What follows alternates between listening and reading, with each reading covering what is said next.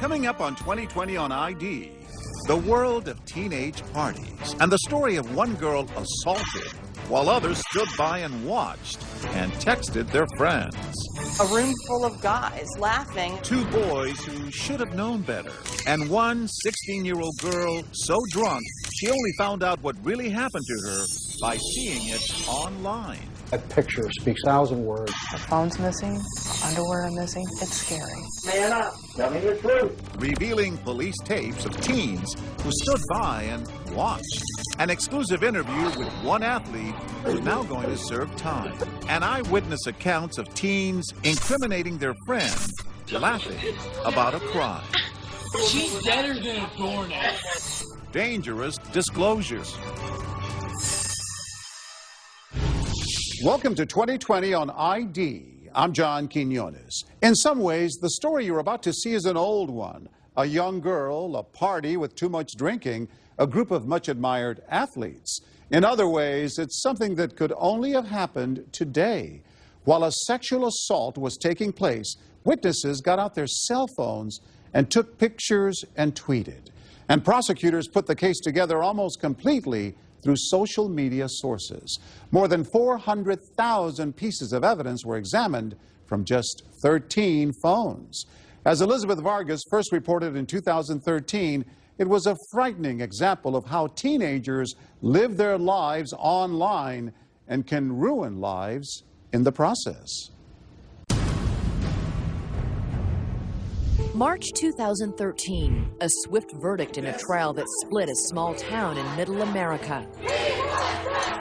Both of the defendants are guilty. Emotional apologies, too little, too late. I'm sorry to put you guys through this. Now, new voices and new knowledge. The events of one night casting a white-hot spotlight on a crisis in America. This is not just a Steubenville problem. This is a nationwide problem. Sex crimes being recorded instead of reported. Think about all the bystanders. I mean, Nobody tried to stop what was going on. Certainly nobody tried to help her. exactly. Decision-making is completely gone out the window. You use the language that she was treated like a toy that night. I'm not going to mince words. That's how she was treated. The Steubenville, Ohio rape trial would expose the not-so-secret lives of teenagers in today's digital world. Much of the case is focused on cell phone pictures posted online.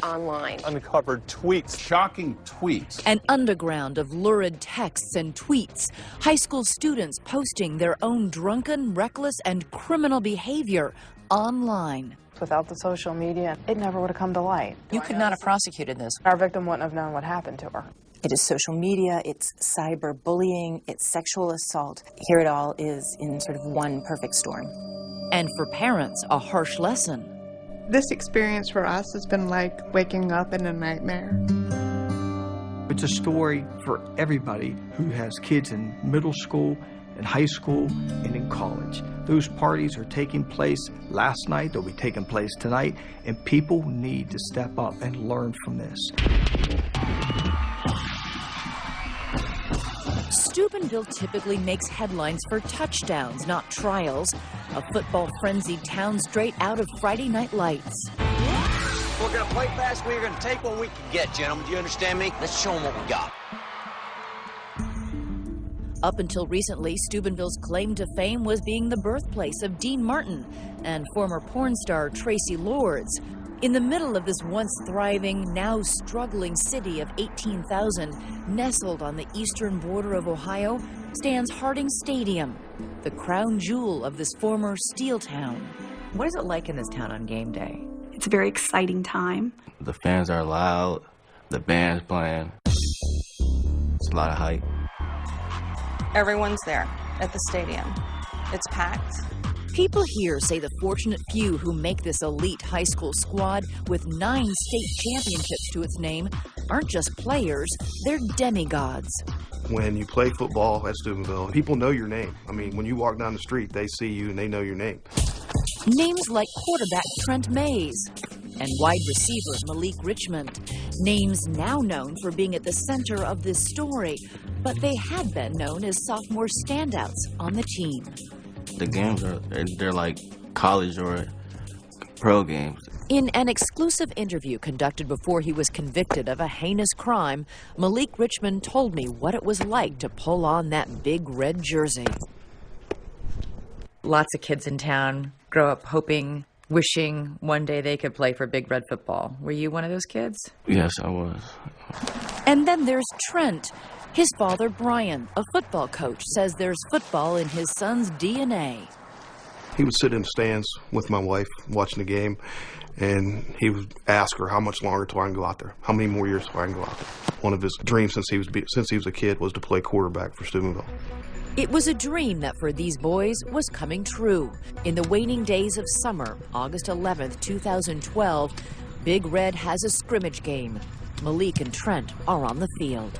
It's a preview for what's coming up, you know. It's a chance to scope out the talent. Absolutely. We have promising athletes coming up. Let's see how they perform.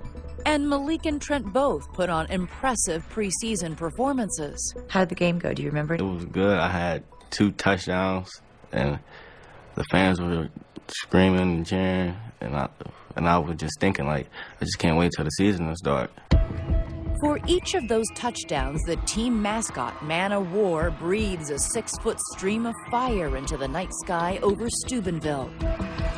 But a very different firestorm is about to engulf Malik, Trent, the team, and the entire town. After that scrimmage, a raucous post-game party ensues in an unsupervised house, where apparently everyone's got a drink in one hand and a cell phone in the other. Was there a lot of celebrating among the football team? Yeah. We was really, like, discussing, like, we're going to win the state championship.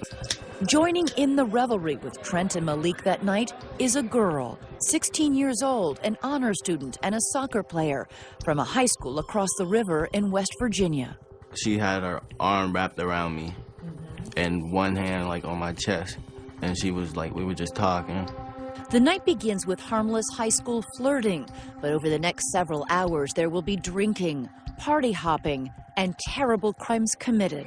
The shocking charges: the girl was sexually assaulted after she got too drunk to consent, while onlookers take cell phone pictures and videos of it all. And Malik and Trent are the 2 boys accused. 10 days after that night, the boys are arrested, accused of not having intercourse, but with penetrating the girl with their fingers while she was substantially impaired. By Ohio law, an act that constitutes rape. The victim says that she woke up the next morning in this room with no clothing on and no memory of what happened. Even her parents first learn about the assault through social media, where detectives say a treasure trove of digital evidence was left behind. Little do they know, someone else is also about to conduct an investigation of her own. 2 players were arrested for rape, and at that point I'm like, Big Red football players, this is big news in Steubenville. Alexandria Goddard, a crime blogger who used to live in Steubenville, is determined to expose what happened. She starts digging. What she would uncover: degrading tweets, graphic photographs, and one appalling YouTube video would turn a local story into a national scandal. She is so raped right now. This is about to be on key. She is dead. Get on the phone and call the police. That's what you do when you know of a crime. You don't make a... No, you don't make a video of it and put it on YouTube where someone like me can find it. When we come back, the shocking tapes Alexandria Goddard found. I think the first one that I found was Some People Deserve to Get Peed On. And then tweeting the song of the night is Rape Me by Nirvana. Could these teens really be capable of the crime? That's not him. It's always been what I think everyone would consider a role model. And charges of a cover-up emerge. The town of Steubenville has been good at keeping this quiet and their star football team protected. Stay with us.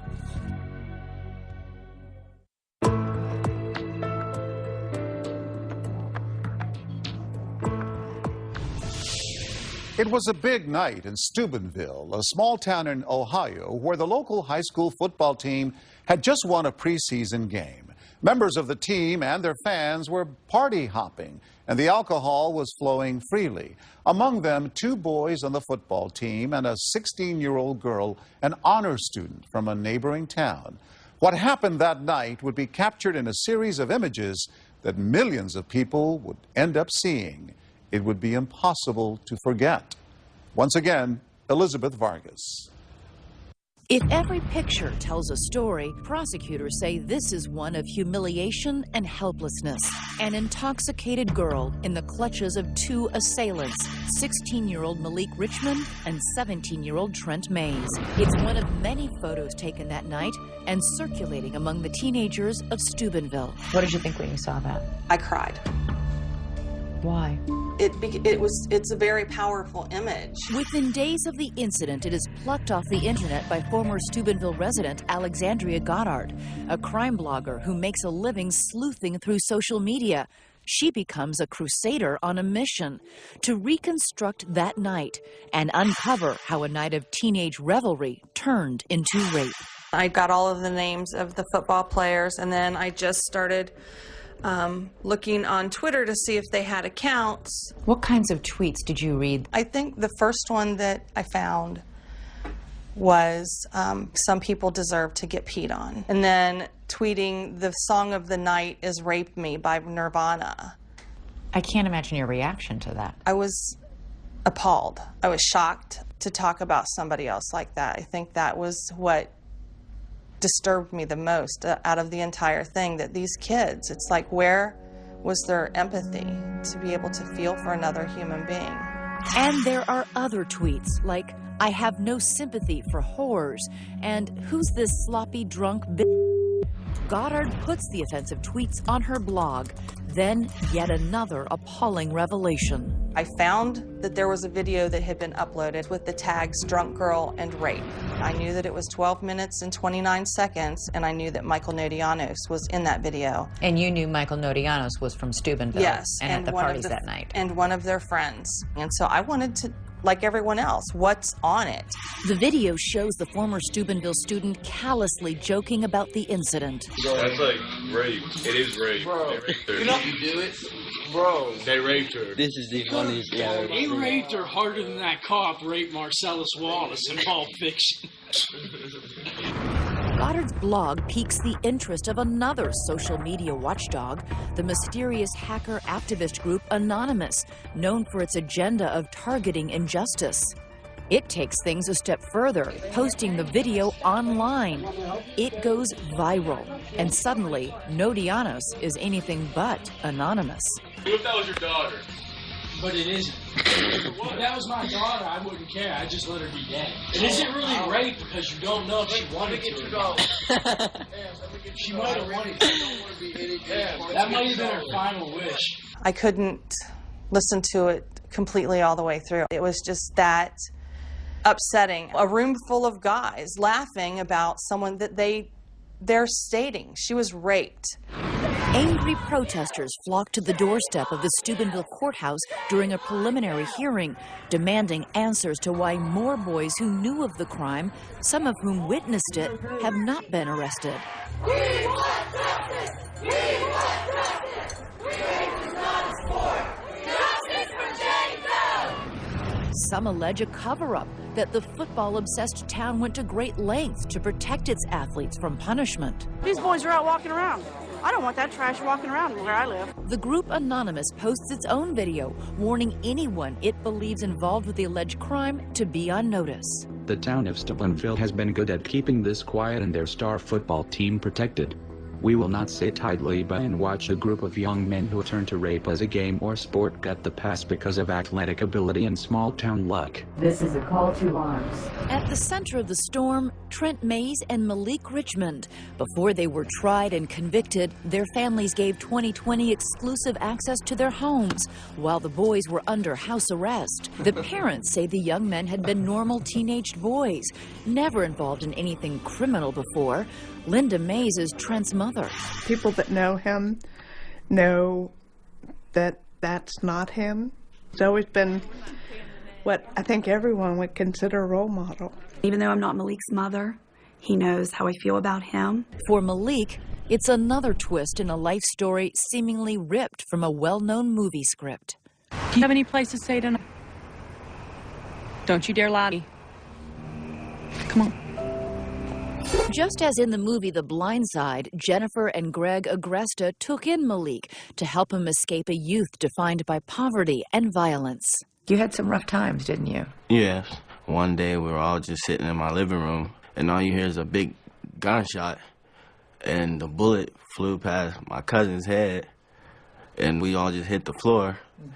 And then my mom she called the police, and we were just laying on the floor until the police came. And basically every house I lived in was the same exact thing. Get shot up. Lots of gunfire? Yeah. His ticket out from bullets and broken homes was sports. At 8 years of age, Malik joined a Pee-wee football team. Greg Agresta was the coach. He always caught my attention because he was very gifted at that time, much more than any other child. I said, this is a special kid. I'm going to do what I can to help him out. The Agrestas took on legal custody of Malik for 2 years, until he was 10 years old. They have remained close ever since. I was looking at your mantle over your shoulder at all the pictures of your family, and Malik is in all of those pictures, or many of them. I mean, was he really a member of your family? Absolutely. But The Blind Side meets Friday Night Lights now meets The Accused. Accused of raping a high school sophomore from across the river, a girl from a close-knit religious family. The world only knows her as 16-year-old Jane Doe. She's a nice girl. You'd want her as your daughter. 2 teens on the verge of a rape conviction, all because a camera's eye captured evidence that would help the prosecution build its case. Police retrace the steps of that drunken night, searching for clues, house by house, cell phone by cell phone, and for the first time, first-hand accounts from Malik and the witnesses. When we come back, what happened that night? I could tell that she was gradually getting more drunk and worse throughout the night. Like that she couldn't walk. A party out of control, a young girl who can't defend herself. So she is isolated, she's alone, she is the most vulnerable because she's that intoxicated. Stay with us.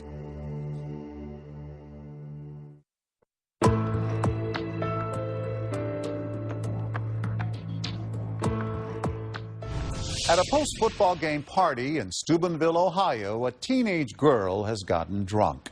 Onlookers have flooded the internet with images of her being taken advantage of by boys. The girl's parents have gone to the police and asked them to find out what happened that night. Once again, Elizabeth Vargas. As police begin investigating the case against Malik Richmond and Trent Mays, they can't rely on the victim, 16-year-old Jane Doe, who has no memory of the assault. Instead, they parade a who's who of Steubenville teenagers in to be questioned about what really happened that fateful summer night. Among them are honor students and athletes, many of whom knew of the crime, some of whom even saw it, but none of whom thought to call authorities or a parent. We needed their testimony. It was crucial. Prosecutors say the night begins with this, a tweet from Trent early in the evening. Huge party, banger. The party is at this house, hosted by a 16-year-old girl. As many as 50 teenagers have gathered to celebrate the end of summer. There are no parents at home. Jane Doe knows Trent through mutual friends. She had asked Trent to come to that party specifically. Yes. But Malik is meeting her for the first time. Would you call it a wild party? Yes. Were people getting drunk? Well, everybody was drinking, but I wouldn't say, like, drunk. How much did you have to drink? I had 4 beers, and then I was playing it, I played 4 games of beer pong. So you had 4 beers in addition to the game of beer pong? Yes. Okay, so you had a lot of beer? Yes. Did you feel drunk? No. Tipsy? Yeah. Buzzed? Buzzed, tipsy.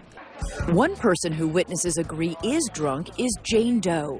She's had a red slushie spiked with vanilla vodka, a Smirnoff malt liquor, and several shots. Just after midnight, the host's 24-year-old brother comes home. He is a volunteer football coach at Big Red. He breaks up the party, sending drunken teenagers out into the night. He later tells police he did not see any intoxicated teens. In exclusive police interviews obtained by 2020, the teenage partiers recount what they remember. Jane Doe's best friend says she is determined to leave with Trent. I went out and I tried to stop her. I was like, oh, you're not leaving with them. And she was like, no, I'm going with them, because she's done this before. I was like, she's not doing this again. How did the victim seem to you? Fine. She was just a little angry at her friends and telling her friends to leave her alone, and she's fine. Even though she stopped drinking, the effects of the alcohol continue to worsen. Jane Doe gets into a car with Trent, Malik, and 2 other boys for the 10-minute drive to the house of another Big Red Fall player. I could tell she was gradually getting more drunk and worse throughout the night. That she didn't walk. As soon as she arrives at the second house, Jane Doe goes to the bathroom and gets sick. It is all Steubenville High School people. Yeah. The victim is from West Virginia. So she is isolated, she's alone, she's the most vulnerable because she's that intoxicated. At this house, the only opportunity for a parent to step in slips away when the mother at home says any teen not sleeping over has to leave. It is as they all leave that this infamous photo of Trent, Malik, and Jane Doe is taken. How did that picture come to be taken? Her ex-boyfriend said he wanted to get a picture of this drunk B. How did she get into that position? She was willing to get in the picture that way, man. We asked her, and that's when she said, yeah, it's fine. What was she doing when you asked her that question?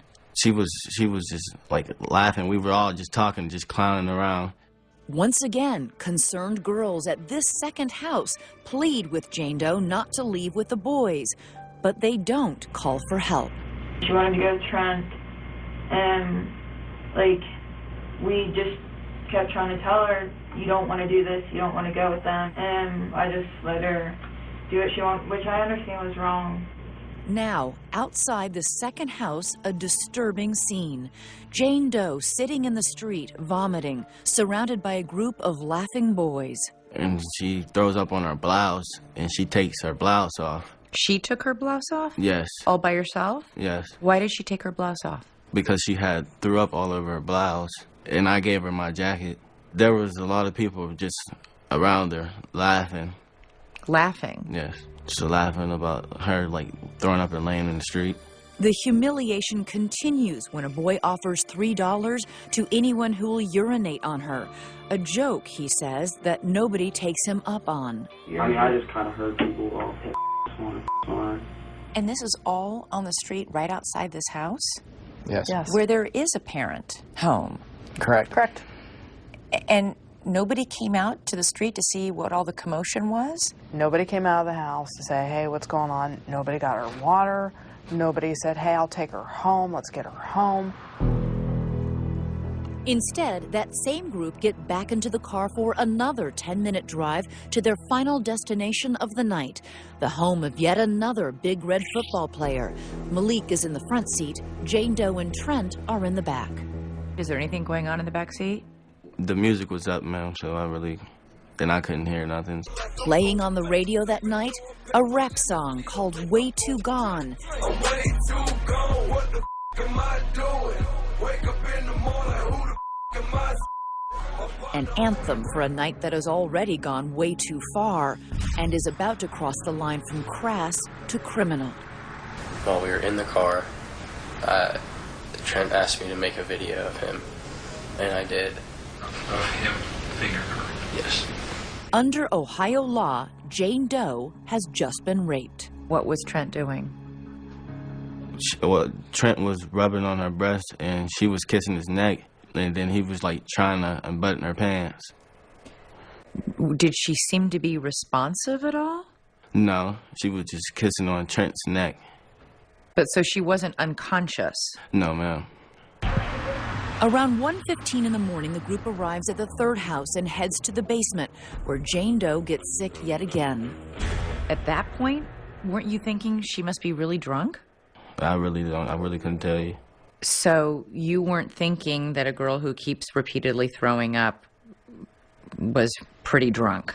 No, because it's natural. You see that a lot? Yeah. At parties? Not just at parties. You see it everywhere. You can see that at a football game. You can see that at a concert. You can see that anywhere. And even though other witnesses say that she looked way out of it, that she was stumbling and slurring her words, you never saw her stumbling and slurring? No. Ever? During that entire night? No.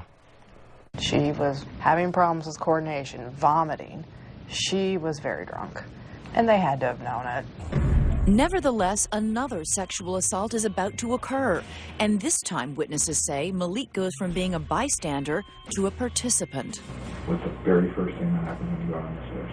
And they started fingering her on the floor, and they were both fingering her. On this issue, Malik's attorney would not allow him to comment. What I'm saying is that nothing happened that evening non-consensual. There is no evidence to suggest that she was unconscious while laying there naked on that basement floor. But other witnesses that night say she was very, very impaired, that she was stumbling, falling over.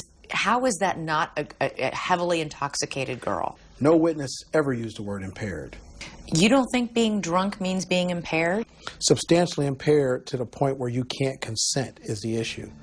But this witness tells police during the assault in the basement the girl is unresponsive and that Trent takes nude photos of her, creating more digital evidence that will eventually lead to his conviction. That's what I was trying to tell him. He needs to go to sleep, stop. But it doesn't stop. That same teenager later tells police he takes out his phone, but instead of calling for help on his way out, he too takes pictures. How many pictures did you take while you were at the house? But there were two. Those pictures would eventually be deleted, but not before other boys see them, including Michael Nodianos, who reacts with that repulsive 12-minute rant. She's at least like 14. She's deader than a doornail. A video that was the tinderbox for the whole case, made by someone who would later tell police he wasn't even at the scene of the crime. Are you there at all when she's in the house? No. I've never met her before or anything in my life. As the night finally comes to an end, the sexual assault may be over, but for Jane Doe, the verbal assault on social media is just beginning.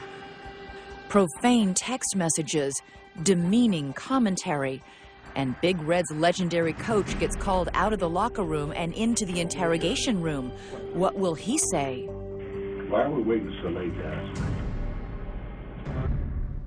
Coming up, the trial of the two boys begins, and a surprise in the courtroom, a new, shocking photo. She had never seen it. Nobody had sent it to her. We had never shown it to her. Laying on the floor? Yeah. Her reaction in the courtroom was all telling. Stay with us.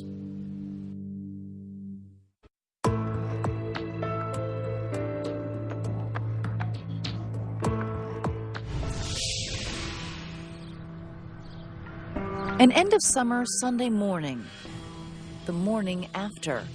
The 16-year-old girl wakes up in a strange house. The scene of the crime, a basement rec room, couches, a dollhouse, and other playthings, where boys not much more than children themselves used a girl like a toy.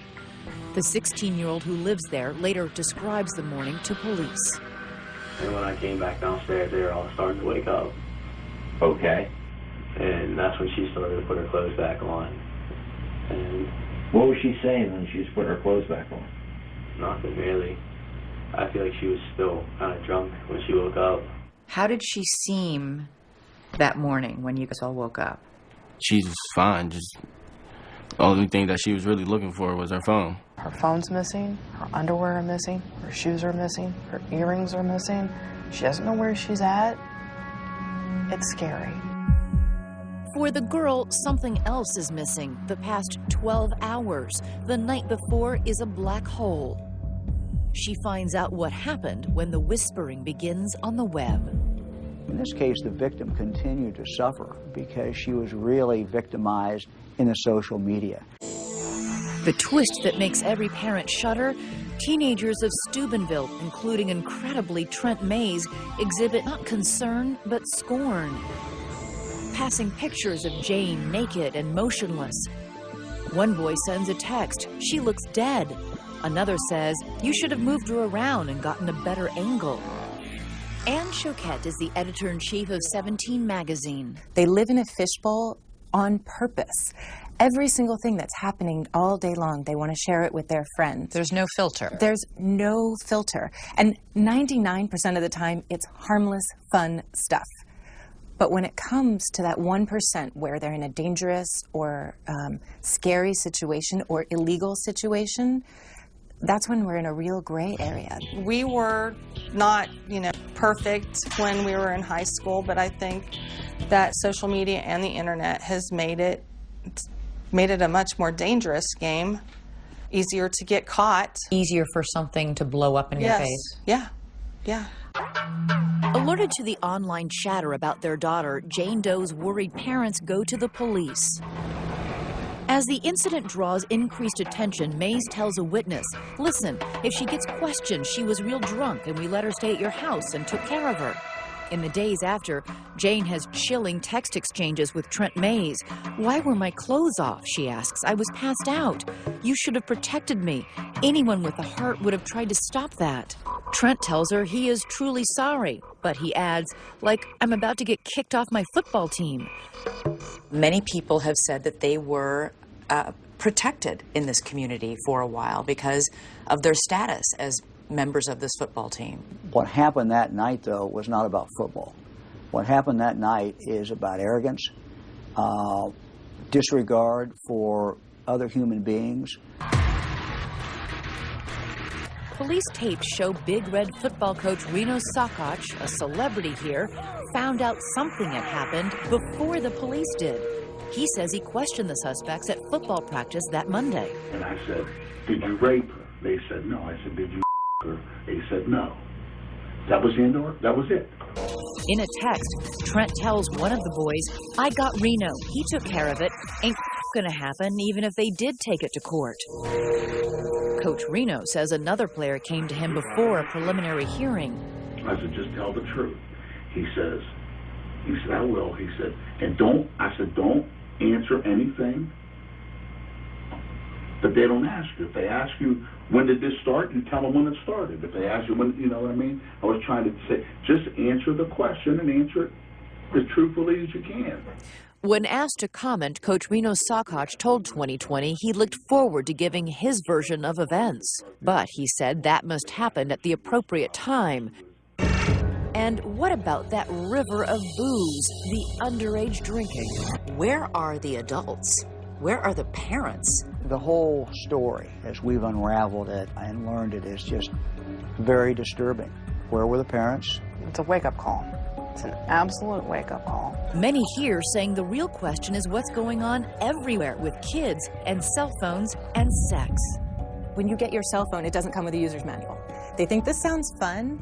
Absolutely. It's hard enough to teach teenagers about consequences, but this is one place where the consequences can be really damaging. So when was the first time you realized you were in trouble?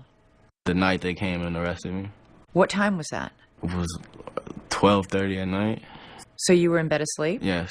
What went through your mind? Well, I just remember my dad coming and waking me up and said the police is on their way. And I asked him when, and he said they're here right now and just put on some clothes. And then he let me come outside, and that's when they arrested me. Put handcuffs on you? Yes. In court, all that technology becomes a double-edged sword. Jane Doe's attorney is Bob Fitzsimmons. We only know something happened because of tweets and instant messages and cell phone pictures and videos that were taken that night. It was these boys and their friends that actually created their own evidence against them. If it had not been for that, this crime may have gone unpunished. A key factor the prosecutors must prove just how drunk Jane was.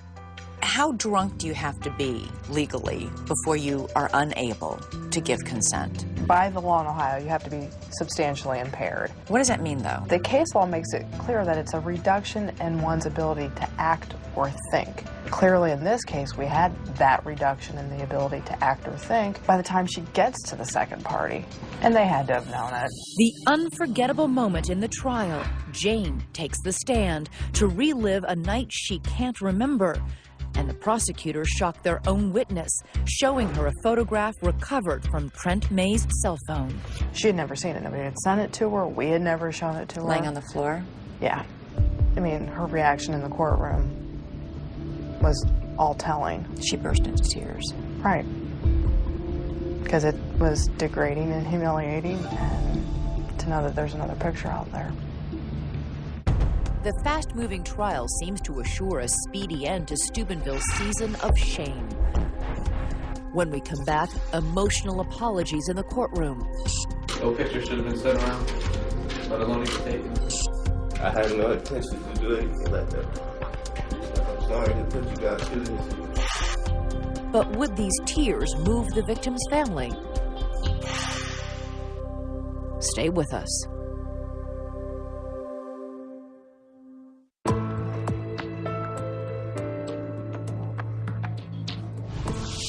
The once obscure town of Steubenville, Ohio, has become famous. The trial for rape of 2 high school football stars and the revelation that teens texted and tweeted photos of the victim has shocked the public.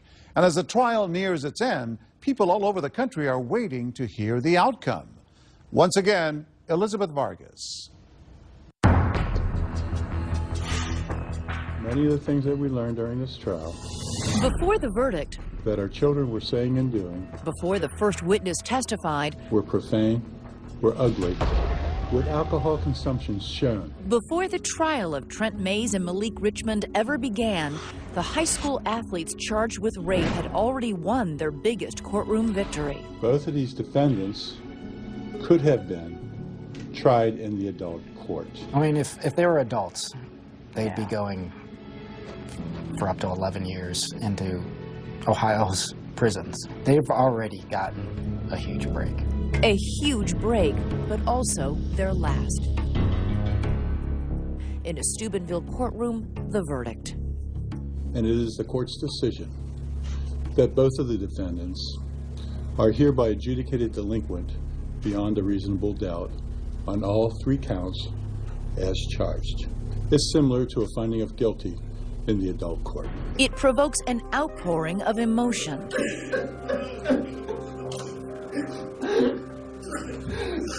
After the verdict, before sentencing the boys, who are now felons, the judge gives them an opportunity to speak. Trent Mays makes no mention of the rape he's just been convicted of, instead apologizing for the photos. I would truly like to apologize to our family, my family, and the community.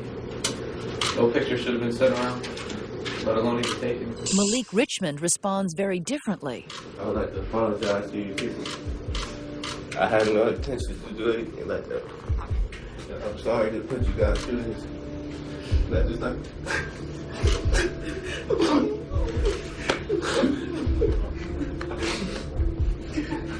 His first instinct was, I want to speak to that family, and he apologized in a way, unless he's a great actor, you have to say it was genuine.